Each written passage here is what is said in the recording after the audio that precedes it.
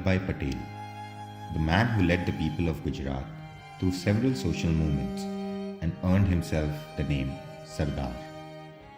Sardar, the man who will always be remembered by what he did for the people and how he supported them in their struggles during the freedom movement.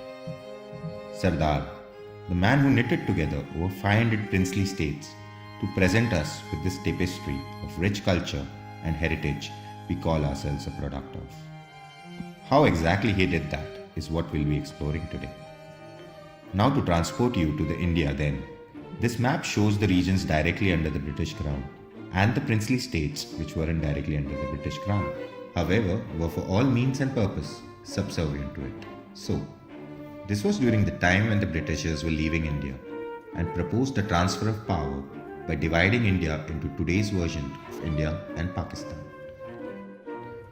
Now, while they proposed partition, they also proposed giving the princely states autonomy to decide whether to join either of the fresh out of the oven two countries or claim independence. While the Muslim League agreed to this course of action, the Congress outright rejected it. Here's when Sardar Patel came in and, seeing that this move would lead to the League taking control of government formation, convinced the Congress to take the deal.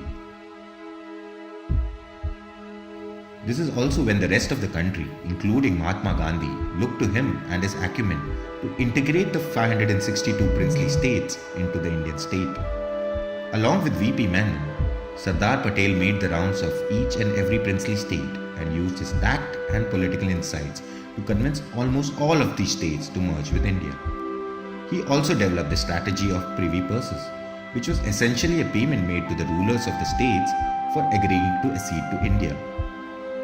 Assimilating 562 independent states into a coherent version of a nation was not an easy task.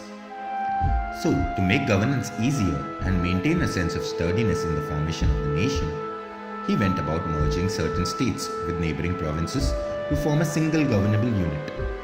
Similarly, he clubbed smaller states into one large state. The rest of the smaller and lesser developed states were then centrally administered. This is what forms the bedrock of a nation-state today. However, all these efforts still left a few mavericks out of the fold. A trinity of probable nuclear proportions remained unconvinced and refused to accede to India, which Patel predicted could be a cause for a unified country to never achieve stability: Junagadh, Hyderabad and Kashmir. This is when Patel became the de facto commander-in-chief of the Indian Army. In Junagadh and Hyderabad, the rulers decided to accede to Pakistan or remain independent.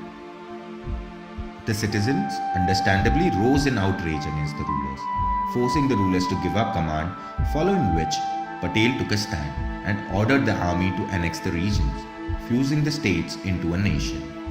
When it came to Kashmir, both Pakistan and India refused to give up dominion. So when the Maharaja declared independence and insurrections began throughout the state, Pakistan used this opportunity to arm tribal people and create havoc in the state. Sardar, having already predicted incursions by a neighbor, had placed the army preemptively within the state. When the Maharaja looked to India for support, we were well equipped and prepared to handle it. India helped drive the invaders back. However, as we know today, West Kashmir still remains with Pakistan and the rest of the state is part of India. Using his own version of Sam Dham Dand Bhed, Patel was instrumental in providing us with the nation state we have today.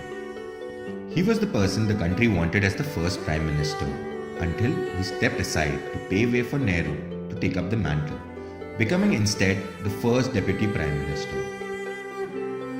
For his contributions and dedication, the country celebrates 31st October, the birthday of the Iron Man, as Rashtriya Ekta Divas.